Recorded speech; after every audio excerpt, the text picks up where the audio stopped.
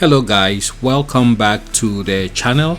Today we are looking at the unboxing of a Meta Quest 2, previously known as the Oculus Quest 2, which is a virtual reality headset created by Facebook Technologies, a division of Meta Platforms. It is the successor to the company's previous headset, the Oculus Quest. The Quest 2 was officially unveiled on September 16, 2020 during Facebook Connect 7. The 64GB release model was priced at $299, and in 2021 the 64GB model of the Quest 2 was replaced by the 128GB model at $299. As with its predecessor, the Quest 2 is capable of running as both a standalone headset with an internal Android-based operating system and with Oculus-compatible VR software running on a desktop computer when connected over USB or Wi-Fi. It is a refresh of the original Oculus Quest with a similar design, but with a lighter weight, updated internal specifications, a display with a higher refresh rate and per eye resolution, and updated Oculus Touch controllers. The Quest 2 received mostly positive reviews as an incremental update to the Quest, but some of its changes faced criticism, including its strap, reduced interpupillary distance options, and a new requirement for users to log in with a Facebook account to use the headset and Oculus services. For the design, it is similar to the original Oculus Quest, but replacing the black cloth-covered exterior with white-colored plastic and a black face pad. It is lighter than the first generation Quest at 503 grams in comparison to 571 grams for the original Oculus Quest. The strap was changed to a fabric-based version rather than the elastic-based strap of the Quest. The Quest 2 uses the Qualcomm Snapdragon XR2 SoC, which is part of Snapdragon product line designed primarily for VR and augmented reality, with 6GB of RAM, an increase of 2GB over the first generation model. Its display is a singular fast switch LCD panel with an 1832 by 1920 per eye resolution, which can run at a refresh rate of up to 120 Hz. The headset includes physical interpupillary distance adjustment at 58mm, 63mm, and 68mm, adjusted by physically moving the lenses into each position. It has an 89-degree field of view. As with the original Quest, it runs an Android-based operating system. Its software has been updated with additional features since its launch. While announcing the Quest 2, Facebook also announced the upcoming release of the fitness tracker app Oculus Move. Up to 72 Hz at launch with support of 90 Hz refresh rate added later via software update. 90 Hz initially an experimental option within the home area, with support within games added via a software update in November 2020. System software version 28 in April 2021 introduced optional experimental support for 120 Hz in games, as well as experimental AirLink wireless streaming. Screen was not overclocked for extra Hz. Hardware capable of 120 Hz, software locked to 72 and later 90 Hz due to doubts on stability at 120 Hz. In July 2021, experimental APIs were added to the pass-through feature to allow for augmented reality features. The included controllers with the Quest 2 are the third generation Oculus Touch controllers. The design of the new controllers was influenced by the original Oculus Rift controllers. Their battery life has also been increased fourfold over the controllers included with the first generation Quest. Oculus Quest 2 supports all games and software made for the first generation model, and existing titles can be updated to support higher graphical quality on Quest 2.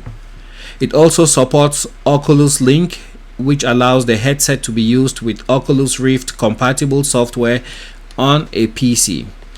Oculus Quest 2 is not backwards compatible with Oculus Go apps and games. In April 2021, a software update added Oculus Air Link as an experimental feature, which allows games to be streamed from a PC over Wi-Fi. Facebook presented an Elite strap accessory which contains a ring-like pad for the back of the head and a tightness dial, along with a variant with a battery pack built into the strap. Facebook is also promoting Logitech headphones certified for Quest have shortened cords designed for use with VR headsets.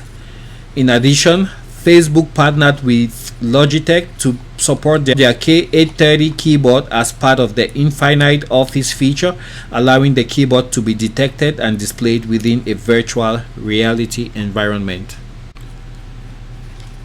So that was sort of a brief presentation of what the Oculus Quest 2, or now the Meta Quest 2, is. And it's something that you actually have to try it to believe it.